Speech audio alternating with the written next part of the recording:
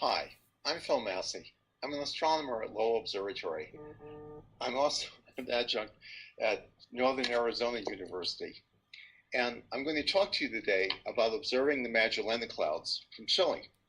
I also want to give you some idea of what an astronomer actually does. And how do we discover the things that we discover? How do we learn about the universe? And I'm hoping your takeaway from this will be a combination that it's a combination of patience and a lot of luck. As I'm giving this talk, feel free to send questions to us via chat, and then at the end of the talk, I'll try to answer your questions. So as I said, I'm a very lucky person, and part of this luck is I get to work with some of the best collaborators a person could want. And I'm going to introduce them because this cast of characters are really central to the research that I do. And I'll start with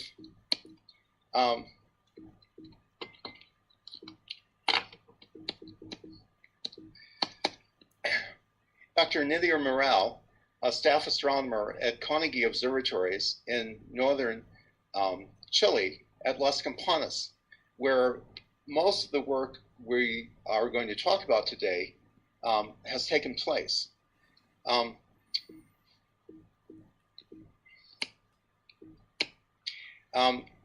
Catherine Nugent has been a research associate at Lowell Observatory for the past 11 years and is also a PhD student at the University of Washington with Dr. Emily Levesque, another longtime friend and collaborator. Catherine gave a really great talk a week ago that perhaps some of you heard on her thesis work about red supergiant binaries. Well, Catherine, Nidia, and Emily and I are all observational astronomers. And that means that we come up with a project, we think about the most efficient way of doing it, both in terms of telescope time and our own time, both of which are valuable.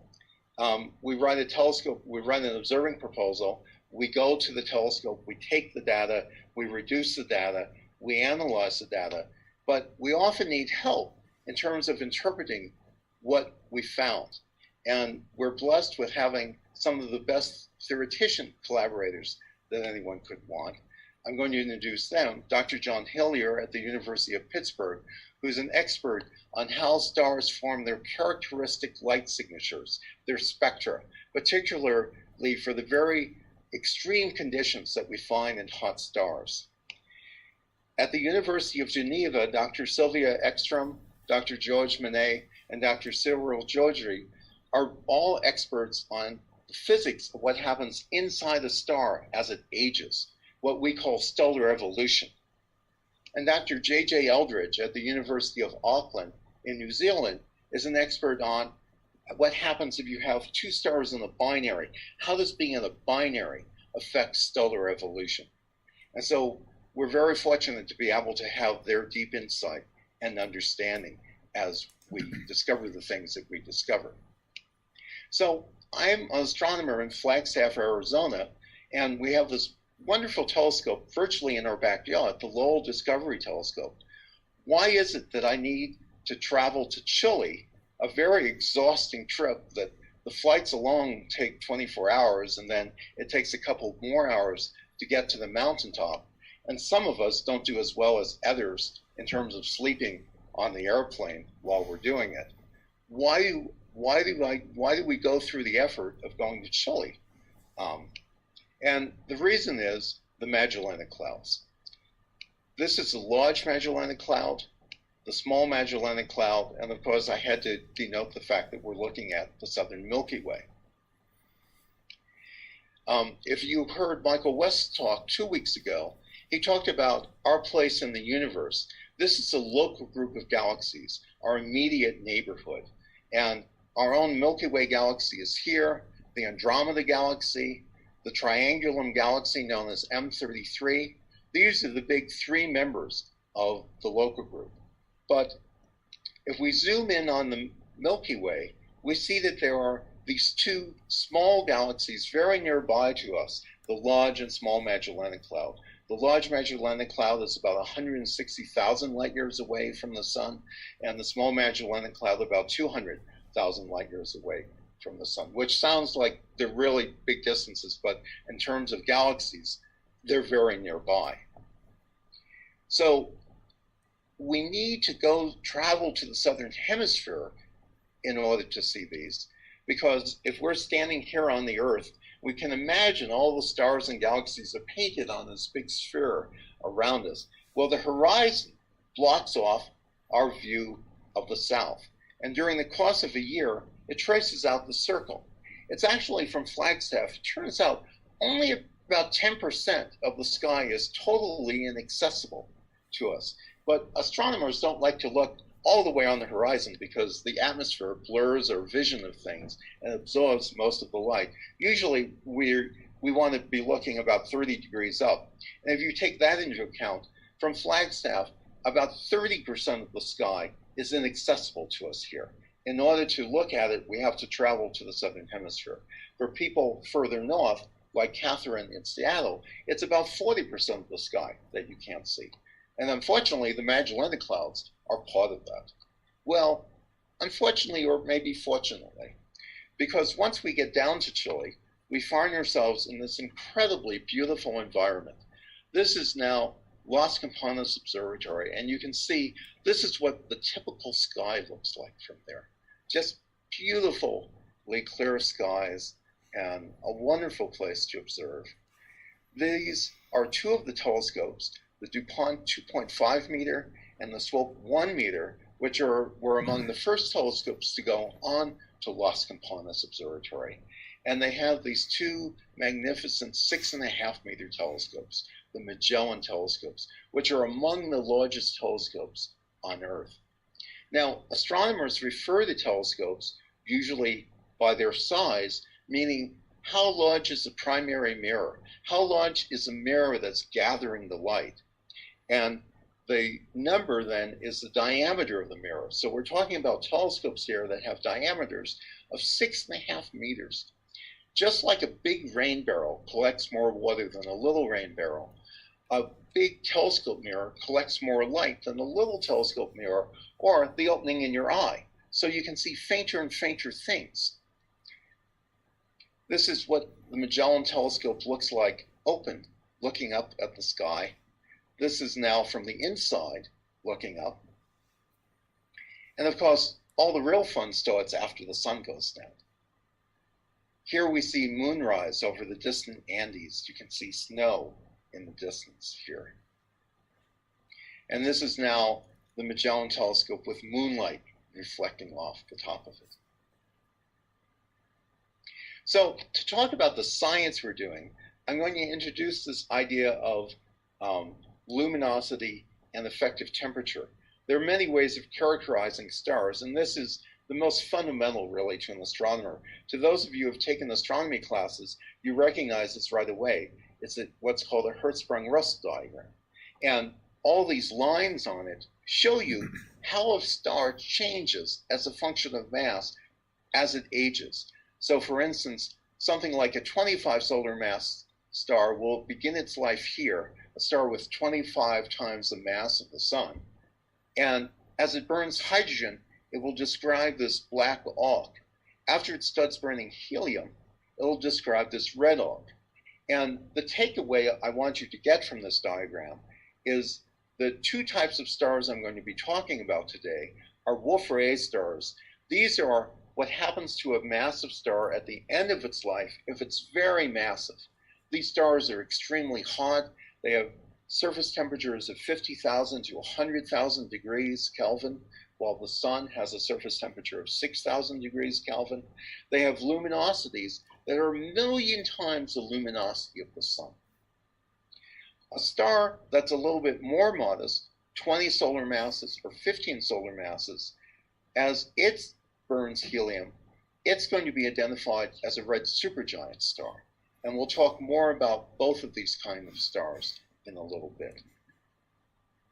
What's going on inside the core of a star is that the temperatures and pressures are so high that you actually can fuse atoms together, protons together to form other elements. That's what powers the stars. That's why the sun is bright and shines, is because when this happens, 4 hydrogen atoms are fused to make a single atom of helium, and it gives off a little bit of energy, a little bit of mass is lost, which gives off a lot of energy.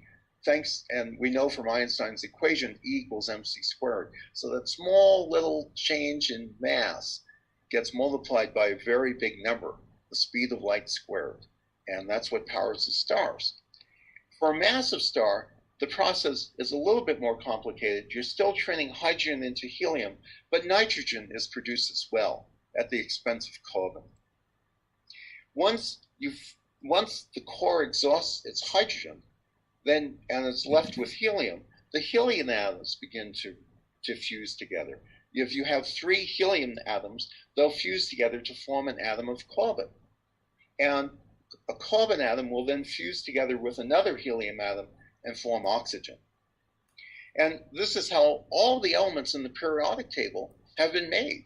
Everything heavier than hydrogen or helium has been made inside a star. So, as Carl Sagan used to say, we're literally made of star stuff.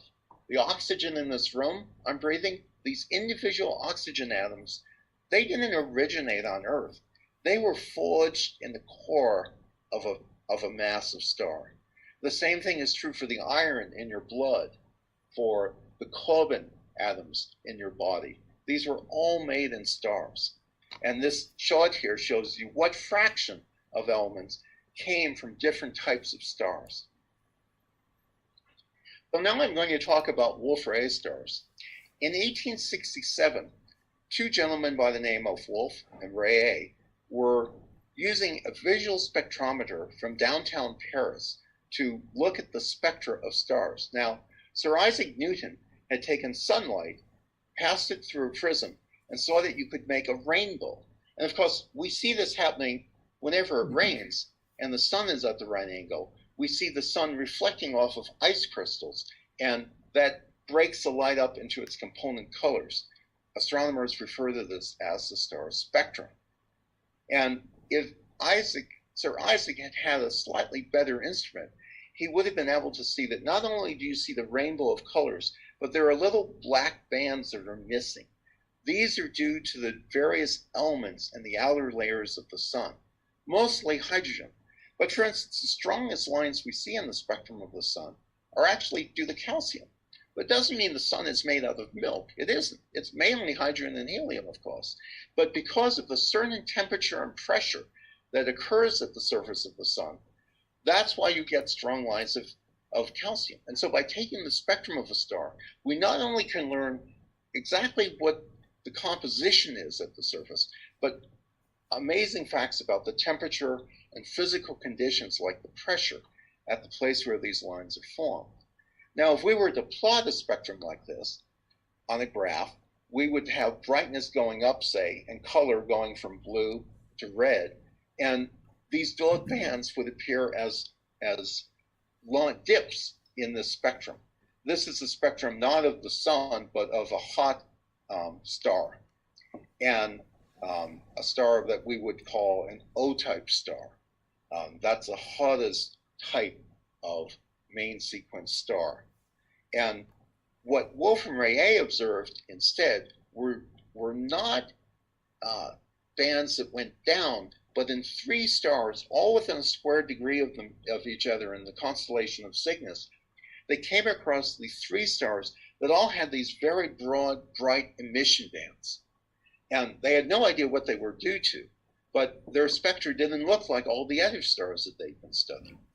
And it was 70 years before, in fact, Canadian astronomers realized that what these elements were carbon, in the case of one type of these Wolfray stars, or nitrogen and helium, in the case of the other. So you may have already figured out why we see these elements. I said that when we have hydrogen burning, we generate helium and nitrogen. And so these stars are so luminous that radiation pressure is removing their outer layers. And so you're stripping off, if you will, like peeling an onion. you see the helium and nitrogen layers first, and that's a WN type Wolfray star. If you keep peeling, you get down to the carbon and oxygen layers, and that's a WC type star. So Nydia, Catherine, and I were very interested in learning exactly what the relative numbers were of WC type and WN type Wolfray stars in nearby galaxies, because this is a critical test of stellar evolutionary theory. As you can imagine, as a star ages, once you get to near the end of its life, in order to have the right predictions about what's going on, you have to have done everything right up until that point in the models. And so this is a very sensitive test. We like referring to this in proposals as a magnifying lens, revealing the faults of earlier parts of the calculation. And Catherine and I had examined the Wolfray content of nearby galaxies like the Andromeda Galaxy and the Triangulum Galaxy M33. Everyone thought that the Magellanic Clouds were well explored, but every year people kept accidentally discovering more Wolfray stars in these galaxies by just taking spectra of random stars. Sometimes it was us.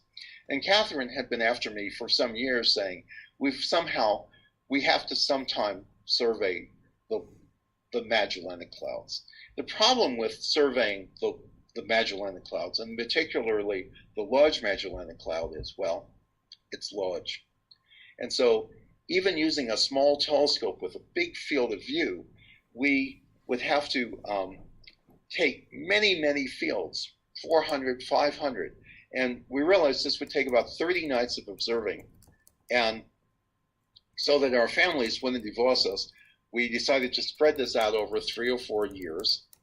And the method we used, first off, we decided that this is not a project for a big telescope. It's a project for a smaller telescope, which is really complementary to these large telescopes, because a small telescope might have a larger field of view.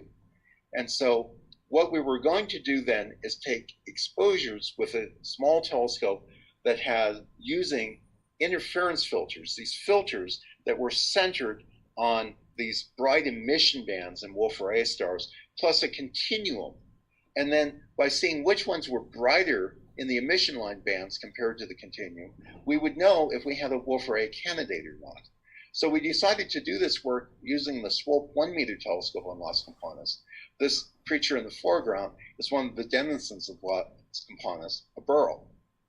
There are wild burrows there. And here we are in the control room on the first night. This is Nydia over on the left, getting ready for the night's observing. And the technician, Patricio, over here on the right, is very carefully inserting these glass filters into the holder that we will then put in the camera that we will be using at the telescope. Here I am getting ready for the night observing. We're in a warm room downstairs, but it can get kind of cold even in Chilean summers. I've been referring to the Swope as a small telescope, but you can see here that by at least amateur astronomy standards, it's a 1-meter telescope. It's a pretty big telescope. This is what observing with the Swope looks like at night. This is, of course, part of the Milky Way, but this is not some sort of alien southern sky that you might not be familiar with. If you look carefully, you'll see here's Orion. Orion's upside down from our perspective here in the Southern Hemisphere, but here's the sword of Orion and the belt of Orion. And this is now actually observing the Large Magellanic Cloud with the LMC centered in the dome slit with the Swope observing fields in it. When we're done, we get the data.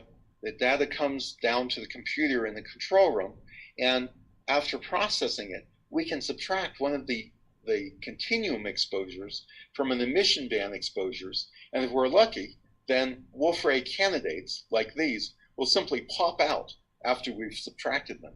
This is a test field we did in the small Magellanic Cloud where we knew where the Wolfray stars were, and we wanted to make sure that our method would work. So at the end, we had a list of Wolfray candidates, but they were only candidates. Until we actually took spectra of them, we wouldn't know for sure whether or not we had found anything. And for that, we had to go to the big telescope, the 6.5 meter Magellan Telescope. This is the Bada Magellan Telescope. And we use a wonderful instrument known as MAGE, and that takes spectra. Here's what the Magellan telescopes look like at night. And again, we see the large Magellanic Cloud over here. And again, here's Orion photobombing the image. We can see Betelgeuse, the belt of Orion, and the Sword. And here's Rigel down here. Here's what it looks like in the control room of the Magellan Telescope. There's no lack of screens. This is telescope operator Mauricio, who has a responsibility for keeping the telescope safe, well, safe from the astronomers, and pointing it from to different objects. And the mirror of the telescope is very thin, and so there are mechanical supports which are constantly adjusting the shape to give very tight, fine images. And so all of these screens are connected with allowing the operator to do that job. We, on the other hand, are over on the side looking at where we're pointing, and our job is to make sure, well, our job is to figure out what we want to look at next. And it's also to make sure that when we go to a field that we're observing the object we intend to observe. So we'll have a finding chart. Sometimes it requires some contortions to make sure that our finding chart matches the image that we're seeing on the screen. When we've taken an exposure that might be half an hour long, the spectrum reads down, we see these bright bands here. It would be great to tell you that these are Wolfray emission features, but actually these are just the normal emission features we see from the night skyline. So what we found, even on our very first run doing this, was a spectrum like this. This is a Wolfray star in that it has these big, strong emission lines due to nitrogen and to the helium. But surprise, it also had absorption lines. And these absorption lines are characteristic of the most luminous, hottest type O-type star. So our first thought was, oh, maybe it's a binary. Maybe it's a Wolfray star plus a hot O star. But no, because it's too faint for that. Obviously, if you take two stars and put them together, they're brighter than if you just had one star. This object was 10 times fainter than what an O star would look like by itself. Usually when we see absorption and emission with a Wolfray star, we know right away it's a binary because first off, it's brighter. And secondly, if you observe it over a period of a couple of nights, the emission moves one way, the absorption line moves the other, and then they move back as the two stars orbit each other, and the Doppler shift shifts the lines back and forth. But what we had was like a composite. Rather than a WN plus O star, we decided we would call it a WN3/O3. We didn't find just one of these. One of them would be an oddity. We found 5 of them on our first observing run. No one had ever seen Wolfray stars like this before. And these spectra, these 5 stars, had almost identical looking spectra. By the time we were done with the survey 3 years later, we had found 10 of them.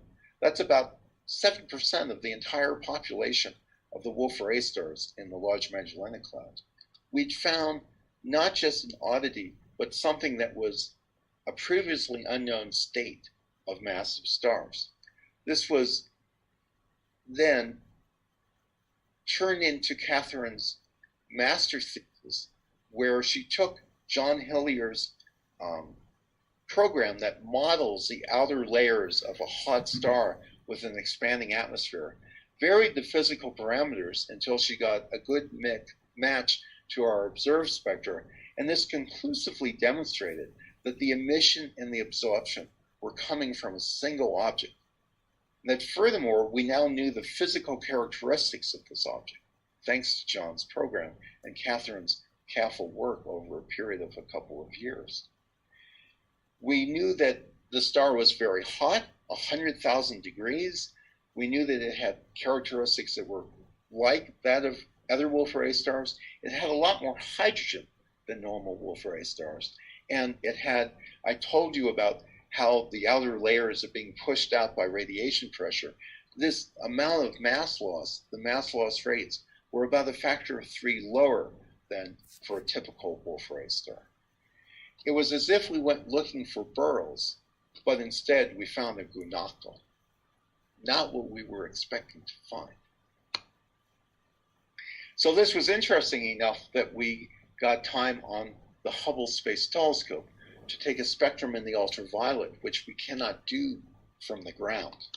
And this demonstrated once again that it could not be a composite Wolfray star plus O star, because this spectral feature of Carbon 4 at 1550 is a very strong bright emission line in O stars, and it wasn't there. And this spectrum then helped us further refine our modeling. What we think now is that very likely that these stars are a transitory phase between a hot O star and the evolved Wolfray star. But we only see them in the Large Magellanic Clouds so far. We don't see them in the Milky Way. And why is that? Well, one of the principal differences between the Milky Way environment and the Large Magellanic Cloud environment is that the fraction of heavy elements, elements heavier than helium, is about half as much in the Large Magellanic Cloud than in the Milky Way.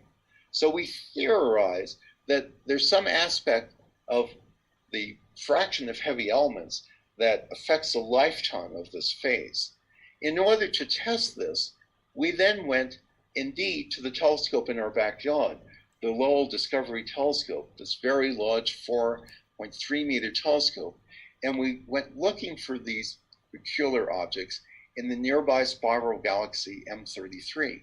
The reason being that in the center of M33, the fraction of heavy elements is very much like that in the Milky Way. In the outer part of M33, the fraction of heavy elements is much less than in the Large Magellanic Cloud. So by seeing where we could find WN303s in M33, we would be able to establish over what range of conditions these stars form. We were fortunate enough to be able to go to the Gemini 8-meter telescope on Mauna Kea and take spectra of one of our candidates, and that one candidate confirmed that we had found the WN303, and we're now hoping to get more observing time so that we can investigate the other 8 candidates and see if they're really Wolfray stars. So that's the end of the first part that I wanted to describe, where in fact we found a new type of object and learned about it by a combination of luck and persistence. I'm now going to ask the question, when is a red supergiant not a red supergiant? Now, you may remember red supergiants are now these cool evolved stars, and you're all familiar actually with red supergiants probably, because you probably have seen the star Betelgeuse in the constellation of Orion. Betelgeuse is a prototypical red supergiant, and hopefully you heard Catherine's talk a week ago. If you haven't, you should go back, you should Google Lowell Observatory YouTube and listen to her talk, because it was very good. This is what we think the surface of a star like Betelgeuse is doing over the period of a year or two. That it has these large convective cells. This is now a computer model that things it's a very active, moving thing. And the answer to when a red supergiant is not a red supergiant is when it's actually a neutron star just dressed up as a red supergiant. So back in the early 1970s, 2 theoretical physicists, Kip Thorne and Anna Zykov, hypothesized that if you had 2 massive stars in orbit around each other, the more massive one, of course, would evolve first. It would blow up as a supernova.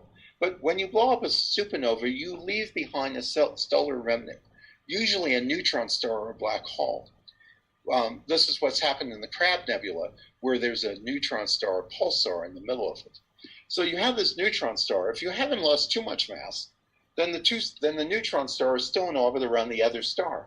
Well, the other massive star is going to eventually expand, turn into a red supergiant, and engulf the neutron star. and you wind up with a neutron star inside a red supergiant. And that's very exciting. If that were the case, you would have nuclear reactions taking place at the surface of the neutron star, the interface, because that's much, much hotter than even the core of a star. And you would have these elements then being whooshed to the surface because these red supergiants are convective. And you would wind up producing proton-rich elements such as molybdenum and rubidium. Now, these are not common household names because they're not very common elements. But one of the great mysteries has always been why we have as many proton-rich elements as we do. Nobody's really been able to explain that. But if these Thon-Zykov objects were common, if they actually existed, that would be one explanation. So Anna Zykov emailed Emily Levesque one day and said, "You and Phil Massey discovered these weird red supergiants a while ago. Have you considered the possibility that these are Thon-Zykov objects?" So Emily convinced me that we should get observing time to go looking. Now, these objects would look superficially just like a red supergiant, but if you spread their light out in a very great detail, you would be able to see the characteristic signatures of molybdenum and rubidium and others of these proton-rich elements. So to me, this seemed like it was a snipe hunt. As you know, a snipe hunt consists of taking a canvas bag and a stick, going out and beating the bushes, and if you're lucky, a snipe will jump into the bag. Now, that doesn't happen very often. Rather than using a canvas bag, we use this phenomenal spectrograph called Mike, which is a very, very unique instrument. I guess it can't be very unique. It's a unique instrument, and it breaks the light into what astronomers would say is very high dispersion. And because it's on the 6.5 meter telescope, it's very sensitive. Now, other people had gone looking for TZOs over the previous 40 years, but they were stymied primarily because computer models were not accurate enough to be able to see if you made a comparison to what you expected. Well, that's a very difficult thing. Emily came up with a brilliant idea, which is, let's forget about looking at stellar atmosphere models. Let's just compare what we see to other red supergiants.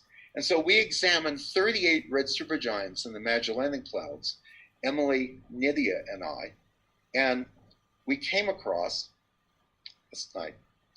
Indeed, one of the 38 stars was peculiar in its abundance, says, after Emily analyzed the data, in exactly the same ways that you would expect for a Thon-Zykov object. Now, the star had a very interesting spectrum. When it first read down at the telescope, Nydia, who was sitting there doing the quick look reduction, she immediately said, I don't know what this is, but I know that I like it. And we think now that this is the first Thon-Zykov object ever discovered. Here are two pictures, actually, of Dr. Thon. One in 1972 when I knew him, when I took a class from him when I was an undergraduate, and one in 2014 when he was the executive producer of Interstellar, a movie that many of you may have seen, and which is why everything in that movie is scientifically correct. So I'm going to leave you there, I think, with this idea that what astronomers do, how we do our science, is a combination of persistence and luck.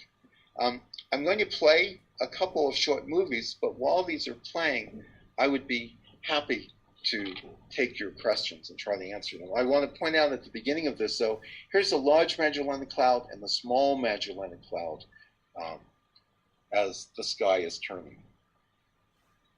So here's a great question. At what latitude would one have a maximum view of the entire sky? This is from Josie. And the answer is indeed on the equator. If you were fussy and you didn't want to look all the way down at the horizon, you would still only be looking at about 80 degrees. The place where you would have the smallest view of the sky would be at either the North Pole or the South Pole.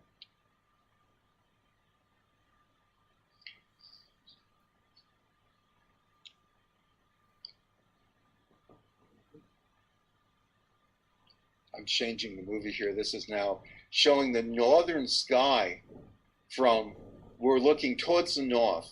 Here's the Swope telescope, and you'll see this little fuzzy patch. That's the Andromeda Galaxy. You can still see the Andromeda Galaxy from Chile.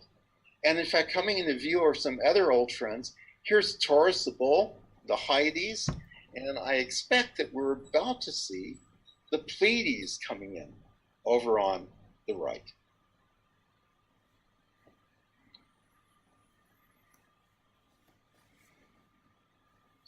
And I'll leave you then with one other movie. Usually the sky in Chile is beautifully clear, but every now and then there are some clouds, and I will say it's very beautiful when that happens. Here we're actually observing despite the lightning. So here's a good question. What am I working on next? So what I'm planning to work on next is I'm doing,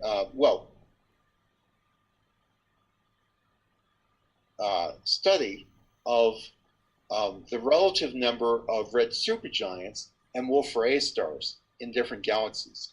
And so that's what I have been working on.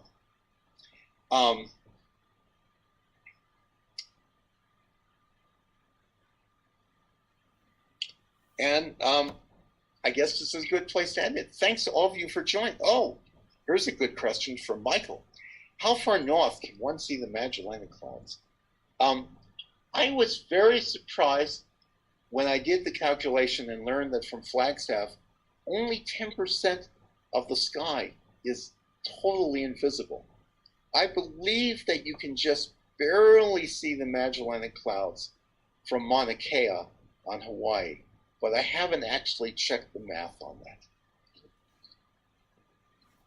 What would be required to confirm this as a TZO? Well, I hear that's a really good question, Terry. I think that we now require more work on the part of the theorists. If you examine that plot we had very carefully, you would see that actually in one case, the line ratio of the rubidium to iron was in fact no different than that of the other red supergiants. Is that really what we expect, or is it not?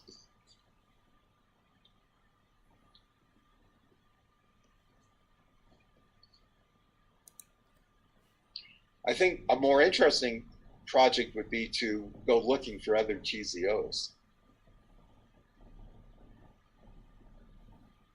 We're waiting on other questions at the moment. All right, one more good question coming in. Ooh, what is my favorite telescope on which to observe?